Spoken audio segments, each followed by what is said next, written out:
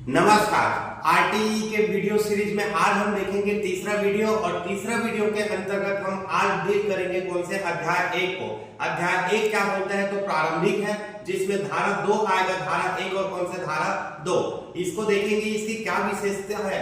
तो ये विशेषता है कि जो अध्याय 1 होता है वो आपका आरटीई में सबसे छोटा अध्याय है, जिसमें सिर्फ और सिर्फ 2 धारा मिलेगा, जिसमें से पहला धारा क्या बोलता है जी तो संक्षिप्त नाम विस्तार एवं कौन से प्रारंभ। ठीक है, तो इस अधिनियम का नाम क्या है तो निःशुल्क एवं अनिवार्य बाल शिक्षा का अधिकार अधिनियम 2009, जिसको हम संक्षिप्त में बोलते हैं क्या शिक्षा का अधिकार अधिनियम 2009।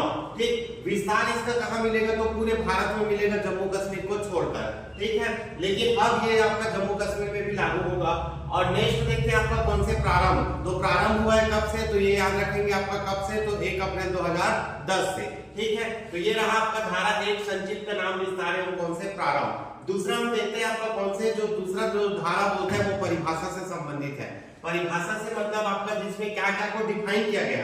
तो आपका धारा 2 का ए में बोला गया कौन से समुचित सरकार को, बी में बोला है कौन से प्रति व्यक्ति फीस को, और सी में बोला है आपका कौन से को बालक को, और डी में बोला है संकटग्रस्त बालक, और ई में बोला है कौन से प्रारंभिक शिक्षा।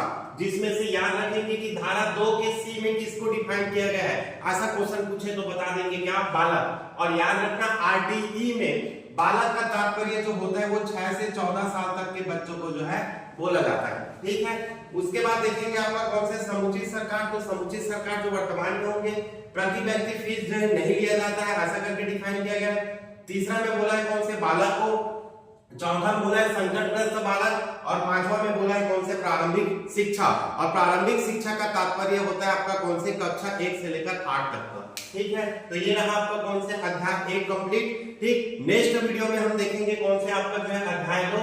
और अध्याय 2 जो बोलता है वो निःशुल्क एवं अनिवार्य शिक्षा का अधिकार बोलता है, जिसके बारे में मैं आपका बता चुका था कि कौन कौन से धारा आता है। ये पिछले वीडियो में मैं बताया था, जिसको आप लोग कमेंट करके बताएंगे कि अध्याय 2 में कौन कौन से धारा जो है शामिल है।